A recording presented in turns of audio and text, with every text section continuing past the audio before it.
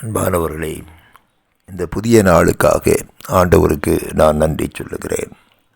தேவன் தாமே நம்மை ஆசீர்வதித்து நடத்துவாராக.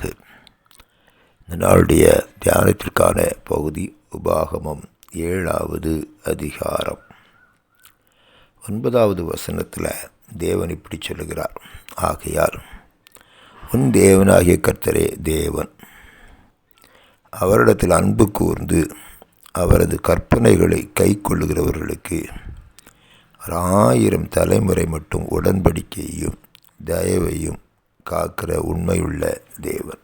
தேவனுக்கு ஒரு பெயர் கொடுக்கப்பட்டிருக்கிறது. 1000 தலைமுறை மட்டும் உடன்படிக்கையையும் தயவையும் காக்கிற தேவன். யாருக்கு காக்கிறார்? அவரை தேவனாக ஏற்றுக்கொண்டவர்கள், கர்த்தரையே தேவன் என்று ஏற்றுக்கொண்டவர்கள். 2வது சொல்கிறார், அவரிடத்தில் அன்பு கூறுகிறவர்கள். இன்றைக்கி அது இஸ்ரவேல் ஜனங்களுக்கு மாத்திரம் கொடுக்கப்பட்ட அந்த உடன்படிக்கையை எல்லாருக்கும் ஒரு புதிய உடன்படிக்கையின் கீழாக கொண்டு வந்தார். ஆண்டவராக இயேசு கிறிஸ்துவை கொண்டு தமது ஜனங்களோடு கூட அவர் உடன்படிக்கை செய்தார். அது புதிய உடன்படிக்கை என்று அழைக்கப்படுகிறது. அந்த உடன்படிக்கையில் இஸ்ரவேல் ஜனங்களும் புறஜாதிகளும் ஒன்றாக்கப்படுகிறார்கள். அவர்களும் அந்த உடன்படிக்கைக்கு பாத்திரவான்களாக மாறுகிறார்கள். கர்த்தரை தெய்வமாக கொண்ட ஜனம் பாக்கியம் உள்ளது. அது ஆசீர்வதிக்கப்பட்ட சந்தி. அது தேவனிடத்தில் இருந்து தயவை பெற்றுக்கொள்கிறது.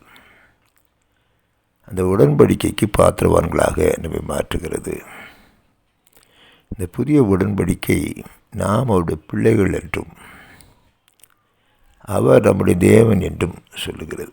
அவருடைய பிள்ளைகளாய் நாம் இருக்கிறோம். அவர் நம்முடைய பரம பிதாவாக இருக்கிறார். நித்திய காலமாக நம்மோடு தேவன் செய்திருக்கிற உடன்படிக்கை இது. தலைமுறையாக அந்த உடன்படிக்கை காக்கிற தேவனாக அவர் இருக்கிறார். இந்த உடன்படிக்கைக்கு நீங்கள் நான் உட்பட்டவர்களாக இருக்கிறோம். அதில் ஒரே ஒரு சரத்து மட்டும்தான் இருக்குது: நான் உங்கள் பிதாவாக இருப்பேன், நீங்கள் என் குமாரரும் குமார்த்திகளுமாய் இருப்பீர்கள் என்று வேதவசனம் சொல்லுது. இந்த புதிய உடன்படிக்கையின்படி நீங்களும் நானும் அவருடைய குமாரரும் குமார்த்திகளுமாய் இருக்கிறோம். அதனால் அவருடைய சுதந்திரத்திற்கு நம்ம பங்காளிகளாக இருக்கிறோம். பிதாவாகிய தேவன் இயேசு கிறிஸ்துவுக்கு என்னெல்லாம் உரிமையாக கொடுத்திருந்தாரோ அத்தனை உரிமைகளையும் நீங்களும் நானும் அனுபவிக்கிறதற்கு இந்த உலகத்தில் ஆண்டவர் தயவு பாராட்டி இருக்கிறார். அந்த தயவு நமக்கு 1000 தலைமுறைக்கு உள்ளது. நித்திய காலமாக கர்த்தர் நமக்கு இறங்குகிற தேவனாக இருக்கிறார். அதனால தான் பவுல் ரொம்ப தெளிவாக எழுதுகிறார். ரோமர் 8:28 அன்றியும் அவருடைய தீர்மானத்தின்படி அழைக்கப்பட்டவர்களாய் தேவனிடத்தில் அன்பு கூறுகிறவர்களுக்கு சகலமும் நன்மைக்கு ஏதுவாக நடக்கிறதென்று அறிந்திருக்கிறோம்.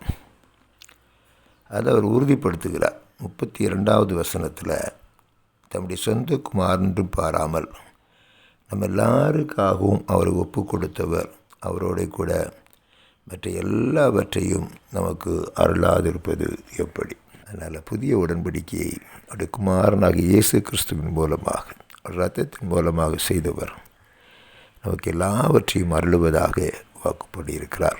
நமக்கு மட்டுமல்ல, நமக்கு பின்வருகிற சந்ததிகளுக்கும் அந்த ஆசீர்வாதத்தை தேவன் வைத்திருக்கிறார். அன்பானவர்களே, அதனால் 2 காரியத்தை நம்ம அறிக்கை செய்கிறதுக்கு ஜாக்கிரதையாக இருப்போம். 2 காரியத்தை அறிக்கை செய்ய தேவன் விரும்புகிறார். கர்த்தரே தேவன் என்று நம்முடைய மனதில் சொல்வது மாத்திரமல்ல, அவரை தேவனாக நம்முடைய வாழ்க்கையில் வைத்திருப்போம். சிங்காசனத்தில் அவர் உட்கார வைத்திருப்போம். 2வது, அவரிடத்தில் அன்பு கூறுவோம். அவர் என்ன விரும்புகிறாரோ அதை செய்கிறவர்கள் அவரிடத்தில் அன்பு கூறுகிறார்கள் என்று எழுதுகிறார். அதனால் அப்படிப்பட்ட கிருபைகளை கர்த்தர் நமக்கு தருவாராக.